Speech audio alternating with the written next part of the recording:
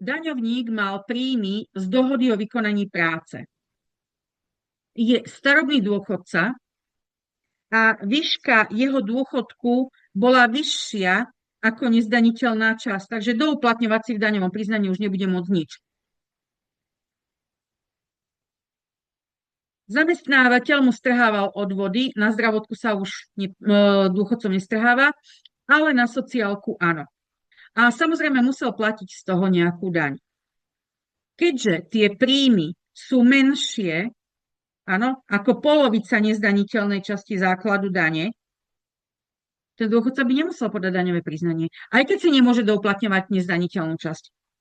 Ale jemu sa to oplatí, lebo boli menšie a tá daň bude preplatkom.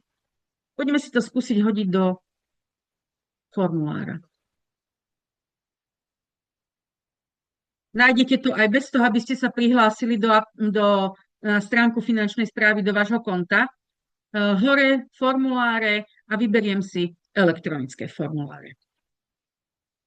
A tu máme daň z príjmov fyzickej osoby a vyberieme si áčkové. Klikajte presne na ten trojuholník, lebo vám neotvorí nič. Vyberieme si vždy to platné daňové priznanie, aj tu je vždy napísané, za aké obdobie a odkedy je platné. A kliknem na ten dokument s tou ceruzkou a otvorí sa mi ten náš formulár. Takže nejaké to rodné číslo alebo DIKO. V prípade, že som fyzická osoba, ktorá nemá pridelené daňové identifikačné číslo, tak sa dáva rodné číslo. Ja len také, aby nám nekričal. Priezvisko, meno a mali by sme dať samozrejme ešte adresu. V oddieli 3 musím zaškrtnúť, že som starobný dôchodca. Ale na riadku 28 suma dôchodku, ktorý mi bol vyplatený, budem vyplňať iba vtedy, ak by som si uplatňovala rozdiel nezdaniteľnej časti a dôchodku, teda, že ten môj dôchodok je menší ako nezdaniteľná časť. My tu máme v našom prípade, že je vyšší dôchodok, tak riadok 28 nevyplňam. A uvediem ďalej údaje z toho potvrdenia o zdaniteľnej mzde. Moje zdaniteľné príjmy, úhrn sociálneho a zdravotného, keďže máme len sociálne. Výhoda tejto aplikácie je, že ako náhle vám svieti riadok, tak je to akože súčtový a dvojklikom, keď na to kliknete, tak vám to prepočíta. Takže riadok 34 mínus riadok 36, čo je súčet poistného, dostanem čiastkový základ dane 1667,44.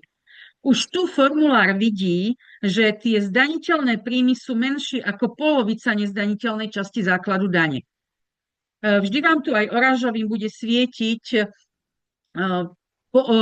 upozornenie, že ktoré riadky ešte musíte vyplniť. Základ dane zatiaľ 1667, lebo by som si mala uplatniť nezdaniteľné časti, ja si nemôžem uplatniť žiadne. Ale daň by mala byť 316,81. Dobre, to by mala byť daň, ktorú by som mala zaplatiť. Lenže potom idú ďalšie podmienky a na základe nich vlastne nebudem platiť nič. Vidíte, žiaden riadok mi nesvieti podfarbený, že by som mala tú daň nejakú zaplatiť. Ale ja si musím do riadku 69 napísať sumu preddavkov, ktoré mi zamestnávateľ mesačne strhol, ktoré musel, lebo ja som si mesačne nemohla uplatniť nezdaniteľnú časť. Takže on mi musel strhnúť zamestnávateľ tú daň. A z toho všetkého mi vyjde, že celá daň je daňovým preplatkom.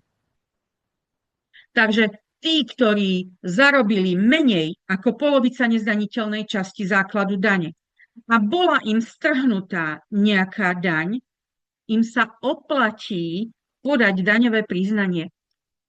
Finančná správa hovorí niečo také, že dôchodca by nemal požiadať o ročné zúčtovanie, mal by si podať sám daňové priznanie. Ale prečo? Veď aj v ročnom zúčtovaní si viem uplatniť nezdaniteľnú časť, alebo by mi vyšiel takýto preplatok. Ale keď to ten dôchodca chce, prečo nie? Ale väčšinou sa stáva, že ak by som mala takéhoto dôchodcu na dohodu minulý rok, tak sa môže stať, že ja už ho tento rok nemám zamestnaného. Ale my zase vieme, že požiadať o ročné zúčtovanie môžete ktoréhokoľvek zamestnávateľa v tom danom roku. Ale nebude pre mňa jednoduchšie vyžiadať si to z daňového úradu hneď. Takže tak. A čo ešte by som mala spraviť? Ak by som chcela darovať niekomu 2% dane, či už to bude nejaká nezisková organizácia, alebo nebude aj rodičom, aj takú otázku som mala, že či môže pracujúci dôchodca dať svojim rodičom 2% dane? Môže. Áno, samozrejme, že môže. A musím sem uviesť teda rodné číslo tých rodičov a toto si už sociálka s daňovým úradom vykonzultuje. Ale musím ešte v tom 10. oddieli uviesť, koľko mám príloh. V tomto prípade by bola 1, lebo mám jedno potvrdenie o zdaniteľnej mzde. A v 11. oddieli si vyžiadam daňový preplatok. Samozrejme, keď to poviete, že na účet, tak ten IBAN musíte sem napísať, ale do 15 000 sa to dá ešte stále poštovou poukážkou. No a samozrejme ešte dátum, kedy sme vyplnili daňové priznanie. Ak si to dáte v tomto formulári, tak nesvieti nám už žiadne, svieti, nemám tam toto riadok 64, pardon, ten mi neukazoval ako súčtový, takže 0. Dobre. Len to preklikám. Viem si, keď si dám ulož, tak mi to uloží ako formulár, to XML-ko. A viem si to znova natiahnuť do toho daňového priznania. Ale keď si to dám vytlačiť, tak mi to vytlačí ako PDF-ko, respektíve uložím si to do počítača a odtiaľ si to vytlačím a pôjdem s tým osobne na daňový úrad a nech mi tam dajú ešte potvrdenie o podaní daňového priznania, alebo to môžem zabaliť do obálky. Vtedy to potvrdenie priložiť nemusím, stačí to daňové priznanie so všetkými prílohami, zase kópiu, nie originál tých príloh, a doporučenie. Áno, budem mať doklad, že som to poslala. Keď to dám iba obyčajne, kto mi povie, že som to poslala? Lebo to potvrdenie, keď by som ho aj priložila k tomu, do tej obálky, k tomu daňovému priznaniu, tak daňový úrad mi to nepošle naspäť. Že tu máte, áno, poslali ste daňové priznanie. Takže to potvrdenie, netreba, keď to budete posielať poštou. Ale ono niekedy, čo ja viem, je dobre ísť aj na ten daňový úrad, že odovzdať to, tam nemusíte čakať nikde na nejaký register, alebo kde stačí to na podateľni. A tie panie na tej podateľni vám to skontrolujú, či to máte aj podpísané, lebo keď to budete odovzdávať písomne, tak samozrejme musíte si požiadať a tie podpisy tam dať. Áno.